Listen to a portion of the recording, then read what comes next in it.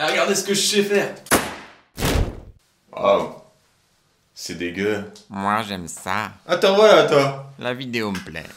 Oh, j'ai des tas de lumière. Connaissez-vous les Darwin Awards? C'est une récompense qui est décernée à une personne ayant été tuée ou étant morte de manière totalement stupide. Ouais, j'aimerais bien obtenir un Darwin Award, mais le problème pour l'avoir, c'est qu'il faut être mort. Ça peut s'arranger. Ouais, je suis pas trop partant en fait. Une masturbation mortelle. Une triste fin pour l'acteur David Carradine, qui était le héros de la série Kung Fu, et aussi il a joué dans les films Kill Bill de Tarantino. L'acteur était à Bangkok pour le tournage d'un film ou d'une émission, et il a été retrouvé mort dans sa chambre d'hôtel dans une situation quelque peu incongrue. Une corde était attachée à son cou et une autre à son sexe, les deux étant reliés et accrochés à une penderie, ce qui fait qu'il pendait avec une corde autour du cou et autour du sexe. Dans ces circonstances, les inspecteurs ont difficilement pu croire à un suicide et se sont juste dit « Bah, je pense qu'il a eu un accident de masturbation ». Oui, parce que des gens ont des fantasmes étranges et il est fort probable, c'est assez connu, l'auto-asphyxie de manière sexuelle en fait. C'est vraiment des gens qui aiment être asphyxiés de manière sexuelle et du coup, bah, ils ont conclu à une mort de cette manière. Vous imaginez à quel point déjà de 1, ça doit être... Enfin, je sais pas, faut être... Je comprends pas ce fantasme sexuel si c'est vraiment le cas de ce qui s'est passé. Je comprends pas ce fantasme. Et faut y aller quand même pour venir à mourir. Enfin, déjà, je sais pas, je comprends pas. David, ça va être l'heure du tournage, faut que tu te prépares. David? J'adore cette vidéo. Un saut sans parachute. Un instructeur de saut qui avait fait plus de 800 sauts dans sa carrière professionnelle. Lors d'un jour particulier, il a oublié l'instrument principal de son métier, c'est-à-dire le parachute. Il est mort suite à une chute de plus de 3200 mètres avant de s'écraser au sol. Franchement, je pense que tu as bien le temps de réfléchir à ta vie avant de mourir à ce moment-là. Durant ce saut, il était avec un étudiant qui réalisait son baptême de l'air et il devait le filmer. Il a été dupé en quelque sorte dû au fait qu'il portait un sac à dos rempli de caméras, du coup, rempli de caméras, il avait principalement une grosse caméra qui lui faisait un certain poids sur le dos. Et par conséquent, par habitude, il s'est dit, j'ai un poids sur le dos, c'est bon, j'ai mon parachute, je peux y aller. Mais non, il ne l'avait pas. Et tant que je vous parachute... Oh,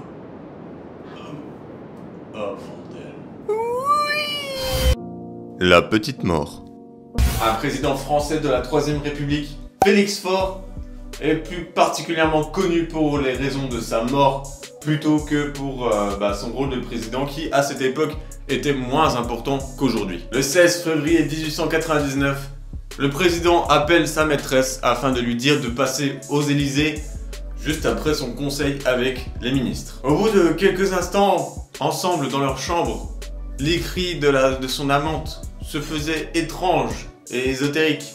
Par conséquent, cela a alerté des personnes qui se trouvaient en dehors de la chambre, mais qui entendaient les cris de base, et se sont dit, mais attends, mais ces cris, c'est pas vraiment des cris de plaisir. Du coup, ils ont accouru à la chambre du ministre, enfin du président, et c'est là qu'ils ont vu le président crispé, la tête assez macabre, j'ai envie de dire, la main accrochée à la chevelure de sa maîtresse, tout juste habillé d'un gilet.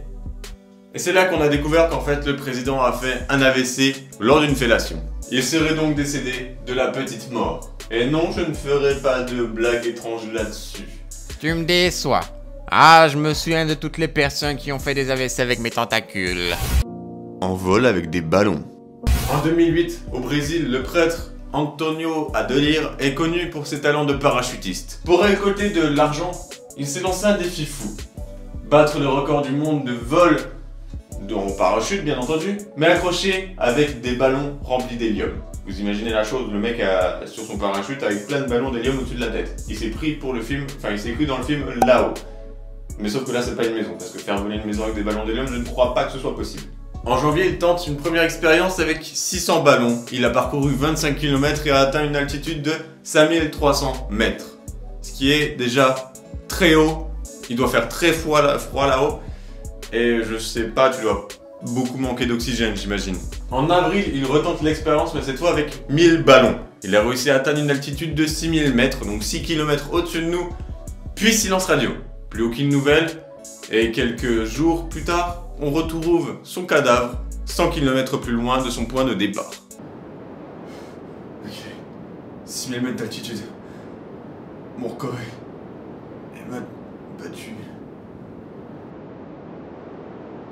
Les humains sont si faibles. Une tortue tombée du ciel. La scène se déroule en 456 avant Jésus-Christ. Le poète grec Échille prend du bon temps en Sicile et il a bien raison. Il décide de sortir prendre l'air au soleil, de se poser tranquillement et il s'assoit sur un banc ou sur quelque chose dans le genre et prend un bon bain de soleil. Au-dessus de lui, il ne le sait pas mais un aigle passe par là, une tortue dans le bec. Et je ne sais pas si vous le savez, mais lorsqu'un aigle a besoin de manger une tortue, la carapace des tortues est extrêmement dure. Par conséquent, pour les briser, il vole au-dessus, enfin il vole assez haut. Et lorsqu'il repère un rocher qui a l'air bien dur, il lâche la tortue pour que sa carapace se fracasse et il puisse manger l'intérieur. C'est assez hardcore, mais c'est la loi de la nature. Cet aigle passe au-dessus de notre petit Échille, notre cher poète, et repère son crâne reluisant et brillant, reflétant la lumière du soleil. Et l'aigle se dit, eh ben voilà un beau caillou, je lâche la tortue. Mais la tortue, bah qu'est-ce qu'elle fait du coup vu que c'est pas un caillou? Elle explose le crâne de notre Échille. Voici une mort assez peu probable.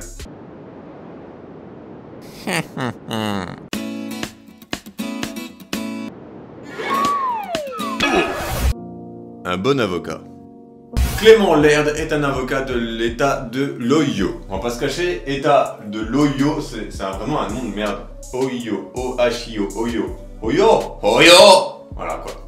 En 1871, il doit protéger un de ses clients qui est accusé de meurtre dans une bagarre dans un bar. Lors de la reconstitution des faits, l'avocat tente de prouver que son client s'est tiré dessus lui-même en essayant de sortir son pistolet. Alors il veut sortir son pistolet de sa poche, je pense qu'il avait une veste, il prend son pistolet et paf, il se tire dessus tout seul. Voilà, l'avocat essaie de prouver cela. L'avocat attrape donc un pistolet qu'il ne pensait pas charger et refait le geste. Mais du coup, il l'a reconstitué à la perfection puisque il s'est tiré dessus en imitant son client. Par conséquent, il se trouve l'estomac et il meurt sur le coup. Au moins, sa démonstration fut convaincante puisque son client a été disculpé. Les humains sont stupides. Oh, mais toi, tu vas voir. Qu'est-ce que je disais? Je me suis gratté mal. Je me suis éclaté le coude. Je me suis éclaté le coude. La Terre est plate.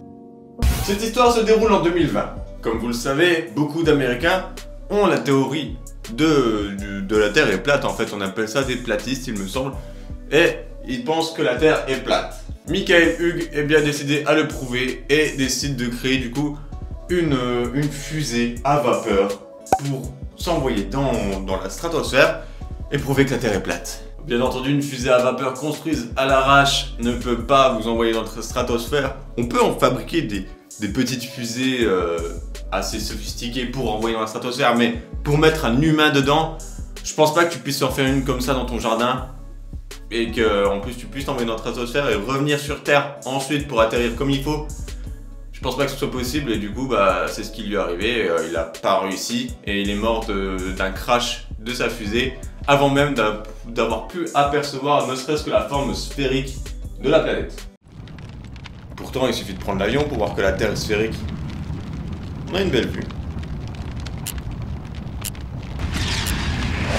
Et bien voilà, c'est la fin de cette vidéo, j'espère que ça vous aura plu, je vous invite à vous abonner à mon compte Insta, à ma chaîne YouTube, à aimer la vidéo si ça vous a plu, à activer la petite cloche comme d'habitude, je veux pas vous faire un petit speech trop long. Sur ce, je vous dis portez-vous bien et...